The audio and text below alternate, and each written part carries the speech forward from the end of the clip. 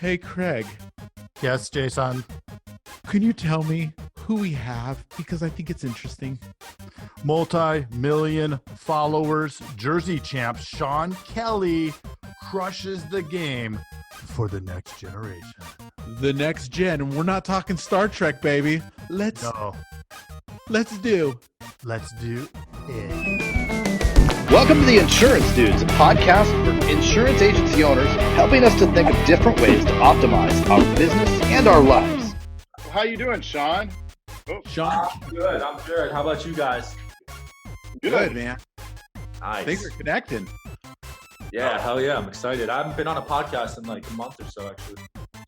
So Hey, you podcast withdrawals. Yeah, it feels good to be back. Feels good to be back. He looks like my son. You look like my son, Kenzo. Oh, I think I know him on Instagram. No, a different Kenzo. You probably don't know my son, Kenzo. Oh, okay. He's got like 10 followers. Not the Kenzo, Yeah, that makes sense. the Yeah. designer. Yeah. Well. Hey, thank you so much for coming on. Welcome to the Insurance Dudes. I know you probably saw Insurance Dudes. What the heck? How is this going to tie in? And one of the thing that we really agree on is that insurance is a little boring, and so we want to spice it up and bring interesting marketing concepts, branding, social media, and all of that kind of thing to our listeners. And so, there's a million insurance podcasts, and they're all just dandy, but they focus on insurance. And what we actually don't really focus on insurance. I like it. So, you have such a fascinating story, and you're so young. This is just awesome, So, Is he so young? Are we so old? Well, it's likely a little bit of both. I mean, Sean, how old do we look old? I can still kind of bounce around. No, you don't look old. Oh, thanks. You should see my face app. I looked like it's just a skull. Oh, yeah, you guys use that app? I heard not to use it. Yeah, I just saw that today. Oh, well, I guess we're now being used in Russia or something. I'm actually a Russian bot now. It's really not even. It's not you anymore? No. It's a translator. Well, why don't your story is great. If you could just jump in, because there may be people on here that are listening that don't know who you are, Sean, and it'd be really cool for you just to kick it off and tell a little bit of your story, like how you got to where you're doing and how you have the 2 million followers for Jersey Kings and 1 million on your personal. I mean, that's incredible. So congratulations on that. Thank you. Are we live right now? Yeah, we're not. Yeah, we're live. Okay. So yeah, I'm 22 years old. I'm from New Jersey. I grew up in a town called Bridgewater, and then I went to Rutgers University, which is like the state school in Jersey. I didn't really like it, and at the time, freshman year, near the end, I started a company called Jersey Champs, and we basically make jerseys for celebrities and professional athletes and rappers. And before we were able to get like a major A-list celebrity, we were just making jerseys from your favorite movies and TV shows and stuff. We were doing like Flint Tropics, Bel Air Academy, Will Smith, stuff like that. And then we started partnering with rappers and celebrities and making custom designs for them. And then we were just able to leverage that all the way up to guys like Mark Cuban and Donald Trump. Wow. Nice. Did you talk to Donald Trump? No, so that one actually wasn't planned. Someone bought a Trump store and then just gave it to him at a rally. So that one was a complete shocker to me. So Trump wore one of your jerseys? He didn't wear it, but we got him on video holding it up and like taking photos with it. That's awesome. Nice. That's awesome. We need the Don to have an Insurance Dudes jersey. Do a little joint venture here. We got to do it. So take us through that. I mean, you just went over that real fast, and it sounds like, hey, that was a breeze, right? But what were the challenges, man? Like, I mean, how do you go from being right out of college to, hey, I'm going to start jerseys, to like actually scaling this thing? What were the biggest challenges too? Yeah, there were so many challenges. I completely went into it and didn't have much knowledge in anything. Like I didn't have any knowledge in e-commerce or like marketing or anything. But the one thing I was good at was Instagram, because I'm a millennial. I know how to use it and I know what gets attraction and stuff. So I was just able to what I did in 2016 when I was starting out was I would release a jersey. So it'd be like a Drake jersey or something, Drake the rapper, and I would hit up like 10 hip hop pages or like Toronto pages where he's from, and I'd pay them to post the jersey. And then that would get me a lot of sales and followers at the time. And I did that for about a year straight. So we were able to get a ton of followers. And every time I was putting money into these other pages, I was getting more money from the sales, and I was also getting followers. So I just really milked that. And now it's saturated, but that was the method I used starting out. That's really cool. Those relationships are huge. So that's what grew your Instagram account? Yeah, so that's what grew Jersey Champs. And at the time, I wasn't really growing my personal brand. I didn't really grow it the first 2 years of the company. But then I read this book called Crushing It by Gary Vaynerchuk, which stresses the personal brand. So that like flipped the switch in my head, and I started going really hard with that. Have you reached out to him since? I haven't. I've been to his office. I've never met him, but it's on my bucket list for sure. That's awesome. Yeah. And so what was the difference in when you pivoted to really focusing on your personal brand? What were some of the steps that you did? Because a lot of the listeners here are insurance agents, and some of them even older than me, which seems impossible. But those who are older than me may not even have an understanding of Instagram, right? And how that could be beneficial for any brand. And since basically, if you're our company, comma or colon, Craig Pretzinger, or our company, colon, Jason Feltman, how can we leverage our own personal brand on Instagram? And what are the steps? Like, what should we be doing? Yeah, great question. So for me, it was much easier to grow mine since I had Jersey Champs at like 1 million then, and I just started really transferring those followers onto mine. But it's super important to just network with people in your field and kind of collaborate with each other. You should have what's called a engagement group on Instagram. So it's basically a group chat of like, for me, it's like 10 or so entrepreneurs, and we're just constantly shouting each other out, bouncing ideas off each other, growing together, doing YouTube videos, podcasts and stuff. And the way to grow is just to network together with people around your level, and then keep taking those next steps to networking with people above you in follower count. And then you just work your way up and keep going. And now I'm working with guys that have millions of followers. So it's a lot easier to grow. I love it. It's the old methods of, so when you start an insurance agency, all the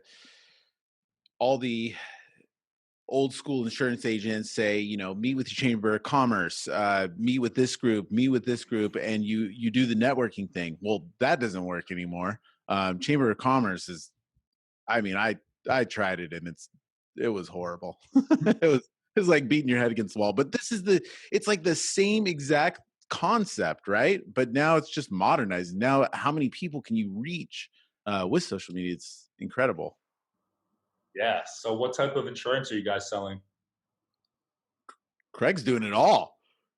Well, home, auto, life, all of the different lines. We're getting away from saying the name of our company, but looks somewhat like this. Yeah. Do you know which one I'm talking about? Is it blue? Yes. Blue. Yeah, I think I know. Yeah. It protects you from mayhem. Yeah. It does do that. So we cover mostly personal lines, a little, life, retirement, and sometimes business, right? Yes, we were just talking about that. Yeah. Which can be a challenge. But that, again, you need to stay in your lane. And I think, it's the same for you. Like you wouldn't start doing, I don't know, flights, right? Or airplanes. You're not going to design airplanes. You design jerseys. So you want to stick to your core competencies and what you're good at, right? And where do you see? Oh, are we? Where do you see yourself going from here? Like, where do you see the companies going next? It seems like you have just done an incredible amount of scaling in the last few years. I mean, at this speed, man, where do you see yourself in the next few years? Yeah, so sales have been like tripling, quadrupling every year, actually. So we grew pretty fast, but this year we sort of stabilized, and we're probably only going to double from last year. So as long as the profits keep going up, then I'm happy with that. Obviously, you can't grow as fast as you can the first year or two, but we're talking with some really big players in like the sporting goods field right now. So we might be doing some cool collabs there and with esports and stuff. What are some of the things that you've gotten so excited about? I mean, I'd be excited about Mark Cuban. That's pretty freaking cool. Yeah, any big celebrity that we get to do collab with is so exciting because the day we launch, I know it's going to be a great day. Like they're going to do a lot of sales, and you can use that as leverage to acquire more partnerships, because we just did a deal with Jordan Belfort actually, and that was sort of our first dive into the entrepreneur space. So now we can leverage him to get guys like Gary Vee, Ty Lopez, and all those guys. So I'm pretty pumped. That's awesome, man.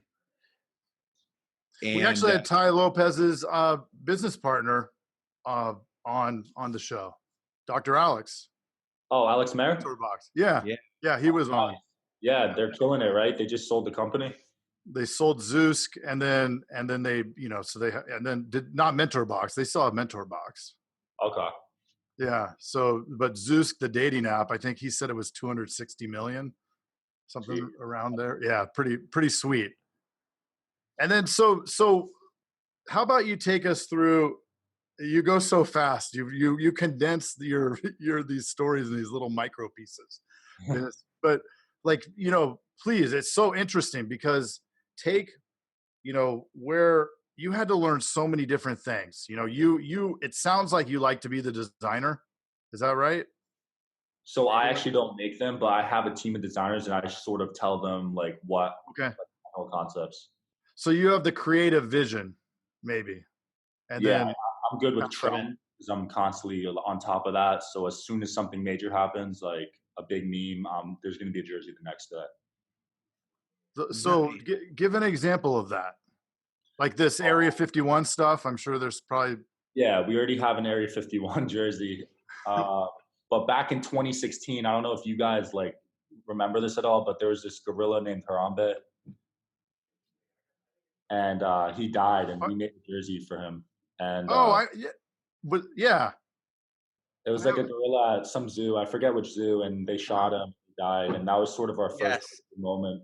It got on Barstool Sports and a bunch of huge pages. So that was like, you just got to stay on top of trends, So that's been the biggest. It sounds like that's been the biggest leverage for you, is just jumping on that stuff.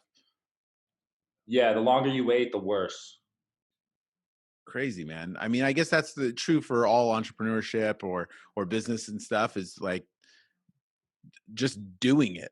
Like we always talk about, a lot of people are always planning stuff, thinking about stuff, but I mean, life happens, and stuff nowadays moves so fast that you got to jump on that stuff right away. Yeah, it's a different era with all this technology access and stuff. So do you try something and then it bombs. What does that do to you? So that's the great thing about my business model. When I release a new jersey, it's not yet made. So it's actually a pre-order. And if they don't sell that well, all we got to do is order whatever got ordered and then cut that product. And if it keeps selling, then, because we're a POD company, so we don't have any inventory cost. Everything's made to order, and there's no risk. We can launch thousands of designs if we wanted to, and there's no overhead. So walk me through it. So they, it's like drop shipping. Like they create it over here after you have the demand or the design. And then you just say, hey, here's 1,000. and then they make that and ship it, and then you have no dirty hands on that? No, so I pay my graphic designer. He makes the design. I put the jersey up for pre-order. So people order, and then after a week or two, I'll cut the product, order exactly what I need, and then stop selling that jersey. Nice. Now, have you heard of Trey Llewellyn by any chance? I haven't. Well, okay. He's really big with ClickFunnels. He had one of the biggest ClickFunnels funnels of all time. It was like 20 million plus, but he has a mastermind program and everything. And that's exactly what he does. He comes up with basically markets it first. And if it hits, then he does it. He doesn't have to have products on hand. So it's kind of like the reverse of what they did 10, 20 years ago. Nice. What did he sell? Was it shirts and stuff? It was shirts, and it was all tactical stuff. He does the company and he eventually sold the company. I'm not sure what he sold it for, but I know it was astronomical. But he got into the gun space. So I love your guns. I love my guns. ILMG. And they did it for all law enforcement and stuff like that, and they just grew this massive list. I think he says he has a list of like 10 million, and he leverages that list even when it came to the presidency and everything. So he had the president literally pay him to do ads on his list and stuff. It was a really cool story. Wow. Yeah, but that's how he got into it. It was t-shirts, and then he just started figuring out like what else his audience wanted. And I mean, he had stories of he would go buy stuff at to kind of figure this out. He would go buy stuff at Walmart and then ship it to them, like if that's what they wanted, and he'd make a profit on that. Or he would do the Amazon thing where he put in their address. Yeah, like sell arbitrage. Yeah. Have you done any of that? Like the arbitrage? No, I haven't. I keep watching Gary Vee's videos of him garage selling. It looks fun, but I just don't know if I'd be good at that. Yeah. So what do you see? Where do you see the jerseys going? Where do you see the trends going? Like from where they've been and where next few years? Yeah, so this might sound crazy, you guys, but I think esports is going to take over actual sports in terms of viewership, just because like it's really blowing up this year, and like there's esports leagues popping up. There's so many teams raising like Series A, Series B, like serious money. Even Drake invested in a esports team, like so many guys now. So I really see that taking off, and those guys actually do jerseys too. So I want to be the main jersey supplier for every esports team if possible. That's awesome, man. Well, so for people that don't have an understanding of esports, describe that for them? Yeah, so esports is electronic gaming. So like you guys probably have heard of Fortnite or something. It's just gaming online, whether it be PC, Xbox, or PlayStation. It's just people streaming their games online. Like on Twitch or YouTube, yeah. So are you a gamer? Nah, I tried Fortnite for like a month, but you spend so much time on it, and if you're not making money off it from streaming, then I don't think it's worth it. Right. I've seen Craig on Twitch, right? Just twitching. Yeah. Twitching. Twitching, watching it. And twerking, I think. Is that a thing? Twerking? Yeah.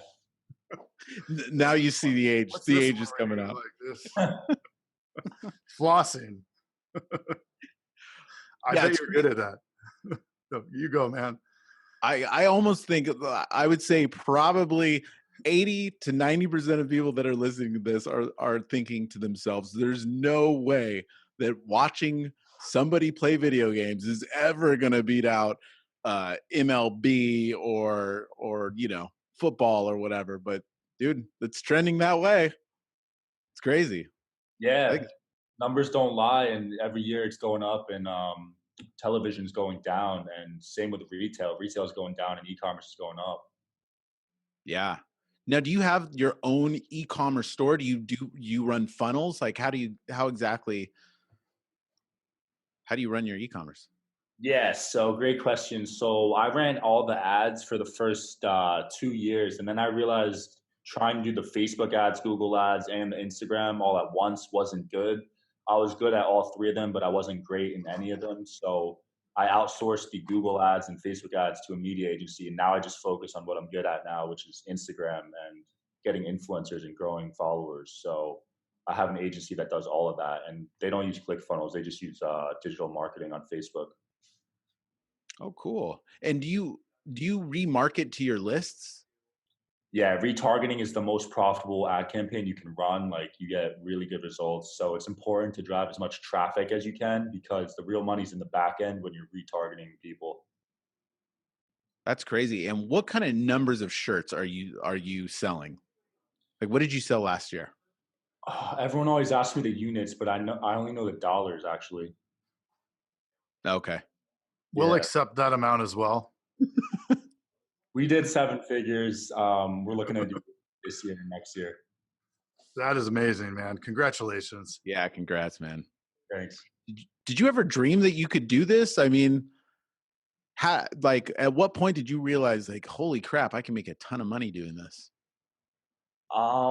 Yeah, funny question because the first like 2 years I didn't pay myself a single penny, so I was super broke because I was just reinvesting everything back in the company because that's what Gary talks about all the time.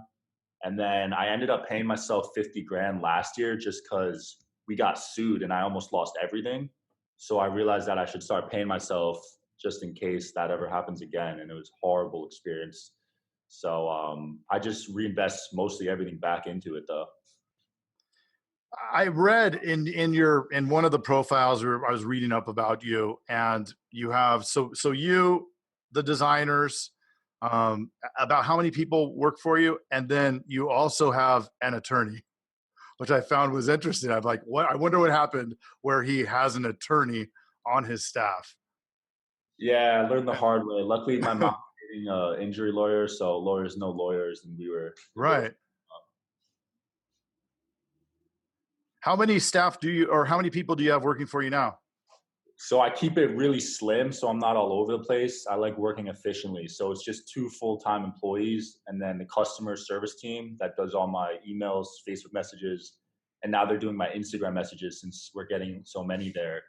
And like 10 or so freelance designers that make the jerseys. So was I communicating with you or with one of your team? No, I still answer my personal emails. I was talking about Jersey Champs customer support email. Oh, I gotcha. Yeah. Cool. And there must be what, hundreds, if not thousands a day or a week? Yeah, it's been hundreds a day since the first few months of the company. And I used to do them all the first 2 years. That was probably the biggest mistake I made. I was doing everything, like I said, and it was just a mess. It drives you crazy, huh? Yeah, customer support's one of the worst jobs in my opinion. It's tough, yeah. Try customer support in insurance. Yeah, that must be crazy. Do you do that yourself, or do you guys? No, we got luckily all these people out here, and then Jason has Alf and an alien and some other. Yeah, he does most of it. And he picks up whatever he doesn't do because he's a little. What do you do for fun, man? So weekends I take off, and that was an important decision I made this year because I was working myself to the ground the first 2 years, like 15, 18-hour days, and I developed severe anxiety from it. So this year I've been way more like casual about it. Take the weekends off to spend with my girl. We like movies. I like playing basketball. I started getting into poker. So yeah. Poker's fun. Do you find it hard because I've been like going 100 miles an hour for the last 7 years. Do you find it hard to do that, to like go backwards? Like how did that look? Yeah, it was really hard because obviously the more we work, the more we make usually. So I had to just realize that my health was really it was bad. I was getting gray hairs and I'm only 22 and I lost a lot of weight and I developed social anxiety. It was really bad. So I realized I need to get out of the house more and just take a step back. I'm going to make less, but I'm going to be more happy and healthy and live longer probably. So. Yeah. What gets you the most excited these days? What's just when you hear it, you're like, yes. Probably when I wake up and like 50 texts about like this celebrity wore your jersey, that gets me really excited, and I'll just use that in my ad sets. So it's fun. That's cool, man. I wonder how that would look on a jersey. What do you think? How many of this would sell? I don't know how many would sell, but we could definitely get them out to you guys. My wife would be so pissed if I wore that. It's my 21-year anniversary today for my marriage. Hey. Yeah, it's amazing. I mean, I can't even fathom that I made it that long with her. That she made it. That's what I mean, really. Yeah, I said that wrong. Please understand that I'm the difficult one. And yeah, if I came in with this jersey on, she would probably have a heart attack. It would end at 21. I just thought that'd be funny for you to visualize. So for the YouTube, so we put this on YouTube as well. So for the YouTube people or for the non-YouTube people, man, I am backwards today. That I pulled that up so they could pulled up our logo. So our silly faces. Our silly faces. And what advice would you give? So whatever you know about insurance, okay, you probably think it's a boring industry. It's something that you have to have, right? Well, which is all pretty much true. But I think a lot of like the whole insurance industry as a whole, and I don't think that anybody would argue this, is that it's kind of old school, right? It's kind of stuck in the past. What advice for somebody that's super successful at the most modern marketing, what advice would you give for somebody that's in insurance, kind of doing a boring job, and for marketing? Yeah, I don't know much about insurance, but I know a company that's doing a great job targeting millennials, and they do renters insurance. They're called Lemonade. Yes. And everyone uses them, and it's amazing because they have a chat bot. So I literally talked to like an AI, and I was able to cancel my insurance with them, and they were able to switch me over to my new apartment all through an AI bot. I thought it was amazing. That is cool. No interaction with humans. So as somebody who embraces technology, is that ultra important for you for all things? Like, is that where you want things to go in the service?